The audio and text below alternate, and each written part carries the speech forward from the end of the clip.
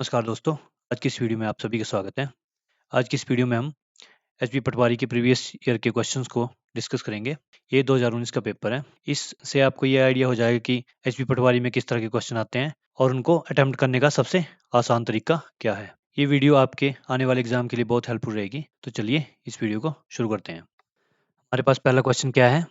1000 रुपये पर 10% वार्षिक दर से 2 साल के लिए चक्रवृद्धि ब्याज। अब चक्रवृद्धि ब्याज का एक आसान सा मेथड मैं आपको बताता हूँ। यहाँ पे सिर्फ परसेंटेज को देखना है। परसेंटेज कितनी है? 10% है ना। तो 10% को क्या लिख सकते हैं? 10/100। इसका मतलब क्या हुआ? 1/10। मतलब एक साल में 10 में 1 की बढ़ोतरी हो रही है। मतलब अगर हमारे पास 10 रुपए हैं तो वो एक साल में 11 हो रहे हैं। तो इसी को हमने अब यहाँ पे 2 साल के लिए बताया गया है, तो हमने इसको 2 बार लिखना है। एक बार ऊपर लिख लिया, एक बार नीचे लिख लिया। हमने क्या करना है? इन दोनों को मल्टीप्लाई करना है और इनको भी आपस में मल्टीप्लाई करना है। ये क्या बन जाता है? 100 और ये क्या हो जाता है? 121। तो अभी हमने देखना है कि ये जो हमारे पास शुरू का अमाउंट है ये 1000 के बराबर है, क्योंकि हमारे पास शुरू में कितने पैसे? 1000 रुपए। तो इसको हम 1000 के इक्वल करेंगे। 100 1000 के इक्विवेलेंट है। तो एक की वैल्यू कितनी है? 10, क्योंकि ये दो जीरो से कट जाएगी। अगर एक की वैल्यू 10 है तो यहाँ पे हमारे पास डिफरेंस कितना है? यहाँ पे 100 था, ये 121 हो गया। मतलब 2 साल में 21 यूनिट बढ़ गया। ये अगर 21 है तो अब 1 यूनिट की वैल्यू कितनी है? 10। तो 21 यूनिट की वैल्यू कितनी होगी? 21 गुणा 10 बराबर 210। तो हमारे पास राइट आंसर है बी, 210 रुपये। तो चलिए अगला क्वेश्चन देखते हैं। यहाँ पे हमारे पास दिया गया है एक रेलगाड़ी 3750 किलोमीटर की दूरी 25 घंटे में तय करती है, तो 1 घंटे में रेलगाड़ी की औसत तय दूरी कितनी है? यहाँ पे हमारे पास डिस्टेंस कितना दिया हुआ है? 3750 और टाइम है 25 घंटे। इसको ऐसे लिख देते हैं, इसको किलोमीटर में। अब ये 25 घंटे में 3750 चलती है, तो 1 घंटे में कितना चलेगी? 3750/25। तो इसको काटेंगे तो हमारे पास 150 आ जाएगा, जो कि यहाँ पे दिया हुआ है। तो चलिए अगला क्वेश्चन देखते हैं। यहाँ पे दिया गया है -1 वन 1000 का मान क्या है? तो ये तो बहुत ही सिंपल है। पहले हमने क्या करना है? इसको ऐसे लिख लेते हैं, -1 अब 1000 का मतलब क्या होता है? 2 गुणा 500। तो इसको ऐसे लिख लेंगे, -1 की पावर 2 और इसकी सारी की पावर 500। अब -1 का स्क्वायर कितना होता है? 1 ही होता है ना। तो इसकी पावर 500। अब 1 की पावर चाहे 2 हो, चाहे 3 हो, चाहे 4 हो, कुछ भी हो, तो उसकी वैल्यू 1 ही होती है। तो 1 की पावर अगर 500 होगी तो उसकी वैल्यू भी 1 ही होगी। तो इसका राइट आंसर क्या है? Option B. इस क्वेश्चन में क्या दिया है हमारे पास? अर्जुन की आयु श्रेया की आयु की दुगनी है। 5 वर्ष पहले उसकी आयु श्रेया की आयु की तिगुनी थी। दोनों की आयु ज्ञात कीजिए। तो हमने यहाँ पे दोनों की आयु करनी है। यहाँ पे अर्जुन की आयु ले लेते हैं, यहाँ पे श्रेया की आयु ले लेते हैं। अब इसको एक आसान तरीके से करते हैं। ये हमारे पास प्रेजेंट है, ये पास्ट है, ठीक है। अब प्रेजेंट में अर्जुन की आयु श्रेया की आयु की दुगनी है। मतलब अगर श्रेया की आयु 1 है तो अर्जुन की 2 है। तो 5 साल पहले क्या था? उसकी आयु श्रेया की आयु की तिगुनी थी। मतलब अगर श्रेया की आयु 1 थी तो अर्जुन की 3 थी। हमने क्या करना है इसको? अब यहाँ पे हमने डिफरेंस देखना है, क्योंकि डिफरेंस हमारे पास 5 साल का दिया हुआ है ना। तो यहाँ पे डिफरेंस 1 है, पर यहाँ पे कोई भी डिफरेंस नहीं है, 0। तो हमने इस डिफरेंस को बराबर करना है। तो इसको 2 से मल्टीप्लाई कर देते हैं। इसको 2 से, इसको 2 से। तो न्यू रेशियो क्या आ जाएगी? यहाँ पे 4 हो जाएगा, यहाँ पे 2 हो जाएगा। अब यहाँ पे 1 है, यहाँ पे 2 है, मतलब 1 का डिफरेंस है। यहाँ पे 3 है, यहाँ पे 4 है, तो यहाँ पे भी 1 का डिफरेंस है, मतलब डिफरेंस बराबर है। तो जो ये डिफरेंस है 1 यूनिट, इसकी वैल्यू किसके इक्विवेलेंट है? 5 के इक्विवेलेंट। तो अगर 1 की वैल्यू 5 है तो हमारे पास क्या पूछा गया है? दोनों की आयु। तो अभी की आयु क्या है? तो 1 की वैल्यू 5 है तो 4 की क्या हो जाएगी? 4 गुणा 5 20। और यहाँ पे श्रेया की 2 गुणा 5 10। अब यहाँ पे ऐसा कोई भी ऑप्शन नहीं दिया गया है जिसमें श्रेया की आयु 10 बताई है और अर्जुन की 20। तो हम ऑप्शन को चेक करते हैं कि जो हमारे को क्वेश्चन दिया गया है वो सही में, मतलब यही इनमें से कोई ऑप्शन है या नहीं है। अब अर्जुन की आयु श्रेया की आयु की दुगनी है, तो यहाँ पे तो सिंपली दिख रहा है कि यहाँ पे ये ऑप्शन दुगना बता रहा है, ये ऑप्शन भी दुगना बता रहा है, ये भी दुगना बता रहा है। लेकिन 5 साल पहले क्या था? अर्जुन की आयु श्रेय की आयु की तिगुनी थी। मतलब जो अर्जुन की आयु है वो 3 गुना होनी चाहिए श्रेय की आयु के। 5 वर्ष पहले। तो ये तो प्रेजेंट आयु बताई हुई ना। तो 5 वर्ष पहले इसमें तो 0 हो जाएगा, तो यहाँ पे 5 हो जाएगा, तो ये 5 गुना हो जाएगा। यहाँ पे क्या है? 15, यहाँ पे 10 हो जाएगा 5 वर्ष पहले, और ये क्या हो जाएगा? 25। तो 10 और 25, तो ये भी 3 गुना नहीं होती है। और यहाँ पे 12 है, यहाँ पे 12 से 5 गए 7, और यहाँ पे 24 से 5 गए 19। तो 19 और 7 में भी 3 टाइम्स नहीं है ना। तो इसका मतलब ये सारे ऑप्शन गलत दिए हुए हैं। इसका आंसर क्या होगा? 20 और 10, क्योंकि अगर इसमें से घटाएंगे तो इसकी वैल्यू 15 होगी, इसकी वैल्यू 5 हो जाएगी, 5 साल पहले। तो ये इसका 3 गुना है, तो ये आंसर सही है। बाकी इसमें कोई भी ऑप्शन आपका सही नहीं है। तो चलिए अगला क्वेश्चन देखते हैं। इस क्वेश्चन में हमारे पास क्या दी गया है? किसी वृत्त की परिधि 132 सेंटीमीटर है, तो उस वृत्त का क्षेत्रफल क्या होगा? तो परिधि क्या होती है? पेरीमीटर क्या होता है? 2 पाई आर। तो 2 पाई आर की वैल्यू क्या है हमारे पास? 132 सेंटीमीटर। तो आर क्या हो गया? 132 बटा 2 पाई। अब एरिया क्या होता है? पाई आर स्क्वेयर। तो इसको इसमें आर की वैल्यू रख देंगे पाई। आर क्या है यहाँ पे? 132 बटा 2 पाई गुणा 132 बटा 2 पाई। एक पाई से एक पाई कट गया। अब एक पाई की वैल्यू यहाँ पे, चलो नेक्स्ट स्टेप में लिखते हैं, इसको पहले काट लेते हैं। ये 66 आ गया, ये भी 66 आ गया। तो हमारे पास अभी क्या वैल्यू है? 66 गुणा 66 बटा पाई की वैल्यू क्या है? 22 गुणा 7। तो यहाँ पे 22 से कम 22 और 22 से 3 टाइम्स कट जाएगा ये। तो हमारे पास क्या आएगा? 7 21, 66 गुणा 21। हमारे पास वैल्यू आएगी 1386 सेंटीमीटर स्क्वेयर। तो ये इसका आंसर। अब यहाँ पे दो ऑप्शन दिए हैं, एक में वर्ग सेंटीमीटर दिया है, एक में सेंटीमीटर दिया है। तो याद रखना हमेशा एरिया जो होता है वो वर्ग सेंटीमीटर में होता है, क्योंकि उसमें जो इस सेंटीमीटर की वैल्यू ये भी 2 बार मल्टीप्लाई होती है तो इसका स्क्वायर हो जाता है। तो चलिए अगला क्वेश्चन देखते हैं। यदि ये नंबर दिया गया है, इसको 567 से भाग दिया जाता है तो भागफल क्या होगा? अब इसको, ये तो सिंपल है, इसको भाग देंगे हम। 567, 567 और 567 3 बार है ना, इसको 567 से ही भाग देंगे। तो इसको जब काटेंगे तो पहले 1 से जाएगा ना, फिर ये 2 नंबर है तो इसको कंपनसेट करने के लिए हमको 2 जीरो लेनी पड़ेगी, क्योंकि ये पहली बार में कट गया। तो इसके बाद फिर ये ऐसे ही 1, इसके बाद 2 जीरो, फिर 1 आ जाएगा। अब ध्यान दीजिए इसमें क्या है, ये 9 नंबर है तो ये कितने हैं? 2 2 4 2 6 1 7 नंबर है, तो इसमें 2 नंबर कम हो जाते हैं, तो इसका सिंपल आंसर ये है, ऑप्शन सी। तो चलिए अगला क्वेश्चन देखते हैं। इस क्वेश्चन में क्या दिया गया है? दो वैल्यूज दी, इनको मल्टीप्लाई करके क्या आंसर आता है देखते हैं।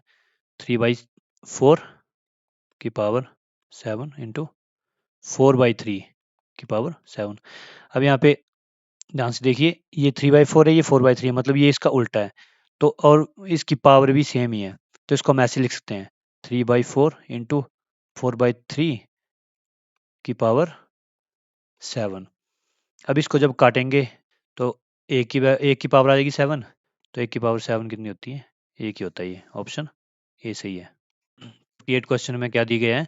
उस गोले का आयतन जिसकी त्रिज्या 2d/3 है, क्या होगा? तो त्रिज्या मतलब रेडियस दी गई है 2d/3। अब गोला क्या होता है? गोला होता है आपका स्फीयर। तो इसका आयतन क्या होता है? मतलब वॉल्यूम, वॉल्यूम क्या होती है? 4/3 पाई आर क्यूब। तो इसमें आर की वैल्यू रखते हैं 4/3 पाई।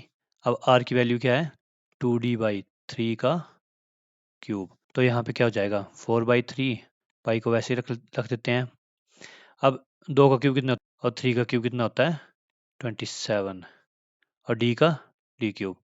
इसको मल्टीप्लाई करेंगे तो 8 को 4 से करेंगे तो 32, और 27 को 3 से करेंगे तो 81 और पाई डी क्यूब। तो कौन सा ऑप्शन है?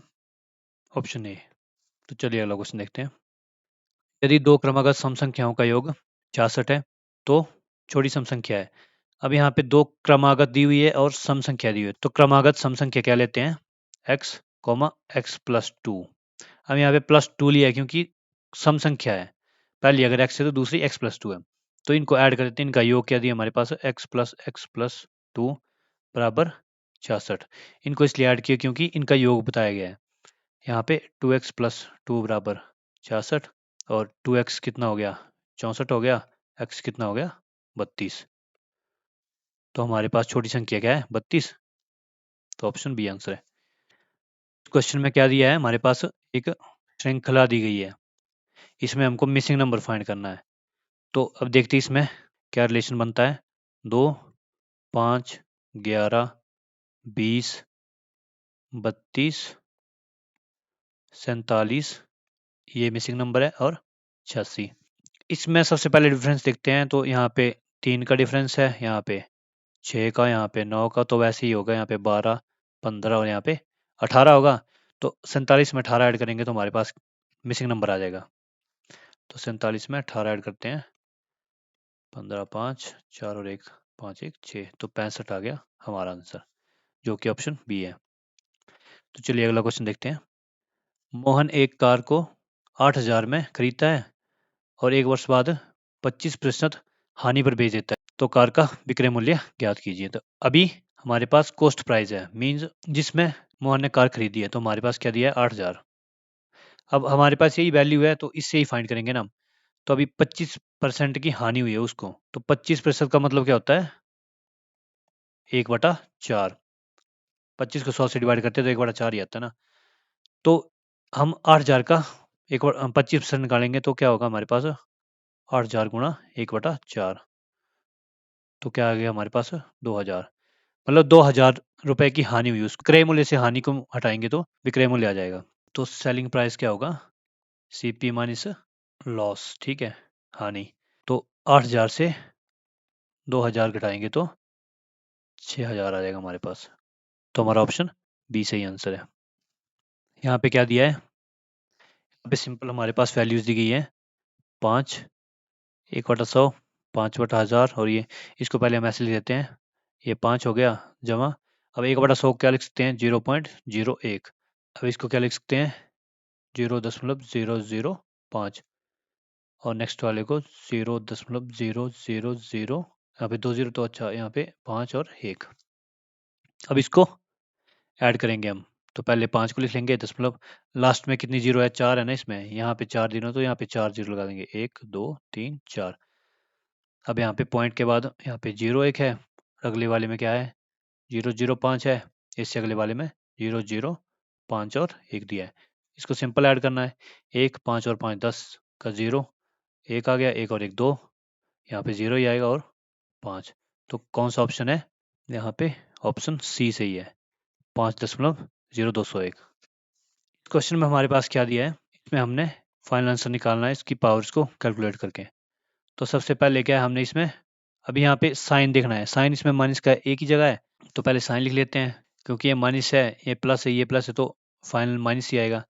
अब यहाँ पे नंबर्स को मल्टीप्लाई करते हैं, यहाँ पे 3 है, यहाँ पे 4 है और यहाँ पे 7 है, तो कितना हो जाएगा 7 चौका 28 और 3 84। इसमें भी नंबर तो ऑप्शन में सारे में सेम ही है, तो यही होगा 84। अब उसके बाद p की पावर देखनी है हमने, यहाँ पे p को लिख लेते हैं, p की पावर यहाँ पे 2 है, यहाँ पे 3 है और यहाँ पे 1 है, तो कितना हो गया 3 2 और 3 5 और 1 6, तो p की पावर 6 आ गई। उसके बाद q की पावर है, q की पावर कितनी है, यहाँ पे 1 है, यहाँ पे भी 1 है, और इसके बाद यहाँ पे 3 है, मतलब 3 और 2 5।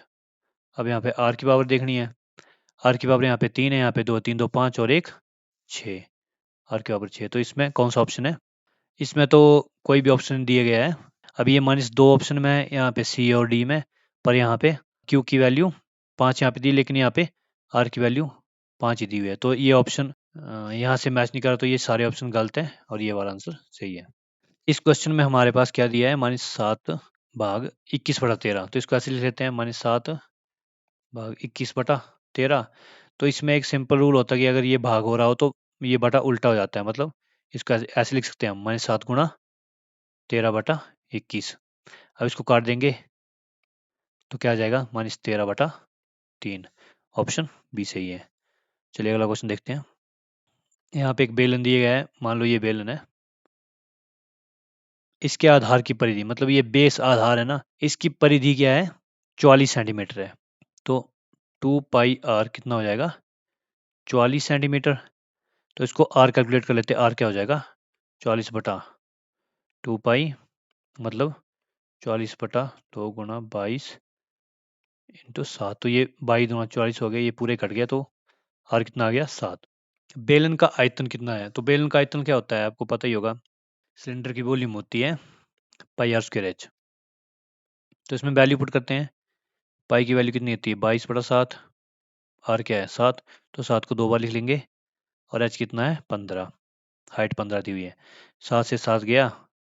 अब सिंपल इसको मल्टीप्लाई करना है, 15 से 105, तो 105 गुणा 22 करेंगे तो हमारे पास आ जाएगा 2310। तो 2310 कहाँ पे, यहाँ पे ये ऑप्शन डी है। वह सबसे छोटी संख्या ज्ञात कीजिए जो 4, 9, 10 प्रत्येक से विभाजित हो जाती है। तो इसको फाइंड करने के लिए हम इन तीनों का एलसीएम लेंगे, क्योंकि जो इन तीनों का एलसीएम होगा उसी वही संख्या होगी जो इससे विभाजित हो जाएगी या उसकी कोई मल्टीपल होगी। तो 4, 9 और 10 का एलसीएम यहाँ पे 2 से जाएगा, पहले इसको ऐसे ले लेंगे, उसके बाद 2 से जाएगा यहाँ पे ये 9 और ये 5 ऐसे ही आ जाएगा। उसके बाद अब ये इसमें कॉमन तो कुछ भी नहीं, तो 9 और 5 को ही कर देते हैं मल्टीप्लाई सीधा। तो क्या आ गया, 2 गुणा 9 गुणा 5। अब यहाँ पे 5 गुणा 2 कितना 10 हो जाएगा, ये 18 हो जाएगा, तो कितना हुआ 180। अब यहाँ पे 180 है, यहाँ पे 180 तो दिया नहीं हुआ है, तो हम क्या करेंगे, इसके नेक्स्ट जो मल्टीपल होगा उसको लेंगे। मतलब 180 का दुगना कितना होता है 360, तो 360 सही ऑप्शन होगा, क्योंकि इस सब में 360 भी छोटा है और ये 180 का मल्टीपल भी है। तो चलिए अगला क्वेश्चन देखते हैं। एक व्यक्ति के वेतन में 10% की वृद्धि होती है यदि उसका नया वेतन ये है 1,54,000 है, तो उसका मूल वेतन क्या है। अब इसको भी हम रेशियो से करेंगे, क्योंकि जो जिससे हमने पहले एक क्वेश्चन किया हुआ है। यहाँ पे हमारे पास 10% की वृद्धि दी हुई है, इसको भी हम पुराने वाले मेथड से करेंगे। यहाँ पे 10% की वृद्धि बताई हुई है, तो 10% मतलब पहले 10 वेतन था, उसके बाद 11 हो गया, यही होता है 10% का मतलब एक की बढ़ोतरी हुई है। तो बाद वाला वेतन क्या दिया हुआ है, ये दिया हुआ है ना 154 और 3 जीरो दिया है इसमें 154,000। तो ये इसके इक्विवेलेंट है, तो इसको हम डिवाइड कर देंगे तो एक की वैल्यू आ जाएगी हमारे पास, मतलब 154 बटा 11 कर देंगे तो कितना हो जाएगा 11 14 सा 154, उसके पीछे 3 जीरो ऐसे आ गई। तो उसके बाद अब ये एक की वैल्यू कितनी है 14,000 है, तो 10 की वैल्यू कितनी होगी, इससे मल्टीप्लाई कर देंगे तो ये आंसर आ जाएगा 1,40,000। तो option C is the right answer. इसके बाद क्वेश्चन में हमने x की वैल्यू निकालनी है, तो ये तो सिंपल कैलकुलेशन है। इसमें 56 माइनस 45 प्लस रूट एक्स बराबर 17 है ये। तो इसमें क्या करना है, पहले ही तो प्लस माइनस कर लेते हैं इसको। ये 56 से 45 के तो कितना है हमारे पास 11, 45 और 10 55 और 1 56, 11 आ गया ना, प्लस रूट एक्स बराबर 17 है ना ये। अब इसको हम इस साइड ले जाएंगे 11 को, तो रूट एक्स क्या आ जाएगा 17 माइनस 11 मतलब क्या आ जाएगा 6। तो एक्स की वैल्यू क्या आ जाएगी 6 का स्क्वायर मतलब 36। यहाँ पे ऑप्शन ए सही है। अगला क्वेश्चन देखते हैं। हमारे पास यहाँ पे वैल्यू दी है, इसका हमने घनमूल निकालना है, मीन्स क्यूब रूट निकालना है। तो सबसे पहले इसको सिंप्लीफाई कर लेते हैं। 127 बटा 216। इसको सिंप्लीफाई करने का तरीका ये होता है कि इसको इससे मल्टीप्लाई करते हैं और इसको इसमें ऐड कर देते हैं, मतलब 216 जमा 127 बटा 216। अब ये क्या बन जाएगा ऊपर वाला 343 बटा 216। अब इसका हम क्यूब रूट निकाल सकते हैं, 343 बटा 216। 343 का क्यूब रूट होता है 7, क्योंकि 7 का क्यूब होता है 343 और इसका 6। तो राइट आंसर क्या होगा, इसमें तो कोई भी नहीं है। तो हमारे पास यहाँ पे 7/6 तो कहीं दिए नहीं हुए, तो इसमें ऑप्शन डी जो है वो सही होगा, क्योंकि इसमें इनमें से कोई भी नहीं है आंसर। चलिए अगला क्वेश्चन देखते हैं। एक गांव की आबादी 5,000 है और 2% की दर से हर वर्ष बढ़ती है, 2 वर्ष बाद कितनी आबादी होगी। इस क्वेश्चन करने के कई तरीके हैं, मैं आपको एक सिंपल सा तरीका बताता हूँ। अब आपको पता है कि आबादी कितनी दी हुई है 5,000, तो पहले 2% की वृद्धि होती है। तो 5,000 का 2% कितना होता है, 5 दूनी 10, 100। तो पहले वर्ष 100 को ऐड कर दो, उसके बाद टोटल क्या बन जाता है, ये 5100 बन जाता है ना। तो 5100 का 2% कितना होगा 102। तो बस इसको सिंपल ऐड कर दो, 2 यहाँ पे आ जाएगा 0, 2 और ये 5। तो हमारे पास ऑप्शन क्या आ जाएगा, ये ऑप्शन सी आंसर है। चलिए अगला क्वेश्चन देखते हैं। 240 मीटर लंबी रेलगाड़ी एक खंबे को 16 सेकंड में पार कर लेती है, तो उसको उस रेलगाड़ी की चाल है। अब इसमें रेलगाड़ी की चाल निकालनी है हमने, लेकिन यहाँ पे देखो, यहाँ पे यूनिट क्या दी हुई है किलोमीटर प्रति घंटा में। पर यहाँ पे क्या है, यहाँ पे मीटर में दिया हुआ है इसकी लंबाई, रेलगाड़ी की लंबाई, और समय दिया हुआ है सेकंड में। तो पहले हमने इसको क्या करना है, पहले हमने इसको किलोमीटर में कन्वर्ट करना है और इसको आवर में। तो करते हैं, यहाँ पे लेंथ कितनी है 240 मीटर, मतलब 240 बटा 1000। वैसे ही टाइम को 16 सेकंड दिया हुआ है, मतलब 3600 से मल्टीप्लाई करेंगे, 2 बार 60 लिख दिया यहाँ पे, तो क्या हो जाएगा, ये घंटे में कन्वर्ट हो जाएगा। ठीक है, तो हमने क्या निकालना है, स्पीड निकालनी है। तो स्पीड क्या होती है, d/t। अब डिस्टेंस कितना दिया गया है 240 बटा 1000, और टाइम को नीचे लिखते हैं तो यहाँ पे ये उल्टा हो जाएगा, यहाँ पे 16 नीचे आ जाएगा, 16 और 60 गुना 60 ऊपर आ जाएगा। अब इसको आसानी से कर सकते हैं हम, इससे 0 से 0 काट देंगे, इससे दूसरी 0, इससे तीसरी 0, यहाँ पे 4 आ गया, 4 6 से जाएगा, और एक 2 से, सॉरी 3 यहाँ पे, और यहाँ पे 3 यहाँ पे, तो कितना हो गया 9 गुना 6, 54 आंसर आ गया। तो यहाँ पे कितना है, ऑप्शन बी आंसर सही है। चलिए अगला क्वेश्चन देखते हैं। 4 6 12 15 का एलसीएम निकालना है। ये तो बहुत ईजी है, इसमें ऐसे लिख देते हैं 4 6 12 15। सबसे पहले 2 से, ये 2 हो जाएगा, यहाँ पे 3 आ जाएगा, यहाँ पे 6, यहाँ पे 15 ही रहेगा क्योंकि ये 2 से नहीं जाता है। फिर से 2 से जाएगा, यहाँ पे 1 आ जाएगा, यहाँ पे 3 ही रहेगा, यहाँ पे भी 3 आ जाएगा, यहाँ पे 15। अब नेक्स्ट स्टेप में 3 से जाएगा, यहाँ पे 1, यहाँ पे 1, यहाँ पे 1 और यहाँ पे 5। तो बस अब इसको लिख लेते हैं 2 × 2 × 3 × 5। ये कितना हो गया 10, ये कितना हो गया 6, तो कितना हो गया 60। तो हमारे पास आंसर क्या है 60। तो चलिए अगला क्वेश्चन देखते हैं। यहाँ पे क्या दिया हुआ है 2 की पावर 0 गुणा 3 की पावर 0 गुणा 4 की पावर 0। अब यहाँ पे एक बात मैं आपको बताना चाहता हूँ, जो हमेशा किसी की पावर 0 होती है तो उसकी वैल्यू 1 होती है। तो यहाँ पे सबकी वैल्यू 1 है, मतलब इसकी वैल्यू भी 1 है, 2 की पावर 0 की भी 1 है, 3 की पावर 0 की भी 1 है, और 4 की पावर 0 की भी 1 है। तो इसका आंसर 1 ही आएगा, ऑप्शन ए सही आंसर है। 74 क्वेश्चन में क्या है, हमने इसको सॉल्व करना है। तो सबसे पहले हमने बोर्ड मास का फार्मूला तो पढ़ा ही है सबने। यहाँ पे सबसे पहले हमने इसको ऐड करना है, तो पहले ऐड कर लेते हैं। सबसे पहले 0.42 दिया है, उसके बाद 0.042 दिया है, उसके बाद 0.0042। अब इसको ऐड कर लेते हैं पहले, यहाँ पे 0 0 लगा लेते हैं, ये 2 हो जाएगा, ये 6, ये 6 और ये 4। अब इसमें से इसको माइनस करना है, 0.00042 को। यहाँ पे 4 है, यहाँ पे 5 है, तो एक 0 यहाँ पे लगा लेते हैं। अब 10 से 2 गए तो 8 आ गया, यहाँ पे 11 से 4 गए तो 7 आ गया, यहाँ पे 5 है, 5 और 5 ही रहने देंगे, यहाँ पे 6, यहाँ पे 4। तो ऑप्शन कहाँ पे हमारे पास ये वाला दिया हुआ 4 6 5 7 8, यहाँ पे ये है 4 6 5 7 8, तो ऑप्शन बी सही है। चलिए अगला क्वेश्चन देखते हैं। यहाँ पे वैल्यू दी है हमारे पास 2 3/2। ठीक है, इसको हमने परसेंटेज में कन्वर्ट करना है। तो इसके लिए एक सिंपल सा फंडा है, आपने इंटू 100% लिख देना है, क्योंकि 100% का मतलब 1 होता है। जैसे परसेंटेज का मतलब होता है ना 1/100, तो जब उसको 100 से मल्टीप्लाई करते हैं तो हमारे पास 1 आता है। तो किसी भी चीज़ को 1 से मल्टीप्लाई करते हैं तो उसकी वैल्यू चेंज नहीं होती है। तो उसको परसेंटेज में कन्वर्ट करने के लिए हम सीधा 100% लिख देंगे। तो इसको सॉल्व करेंगे, उससे मल्टीप्लाई करेंगे तो सीधा आंसर आ जाएगा हमारे पास। तो कितना होगा ये 2 3 4 3 7, 7/2 आ जाएगा, गुणा 100%। हम यहाँ पे ये इसको मल्टीप्लाई करें तो ये 50 आ जाएगा, इसको डिवाइड करके, और 7 को 50 से गुणा करेंगे तो क्या आएगा 350, और यही हमारा आंसर है, ऑप्शन बी। तो दोस्तों ये थे पटवारी के प्रीवियस ईयर के कुछ क्वेश्चन।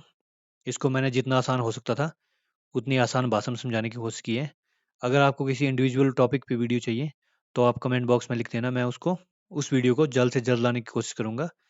और अगर आपको किसी भी क्वेश्चन में डाउट हो तो आप उस पर भी कमेंट करके पूछ लीजिएगा, मैं उस पर भी एक नई वीडियो बना दूंगा। तो इस वीडियो को देखने के लिए आपको बहुत बहुत धन्यवाद। मैं आशा करता हूँ कि आपको इस वीडियो से कुछ सीखने को मिला होगा। अगर कुछ भी सीखने को मिला है तो इस वीडियो को ज़्यादा से ज़्यादा शेयर कीजिए, और साथ ही चैनल को भी सब्सक्राइब कर लीजिए। मिलता हूँ आपसे इस तरह की एक बेहतरीन वीडियो में, तब तक के लिए धन्यवाद। जय हिंद, वंदे मातरम।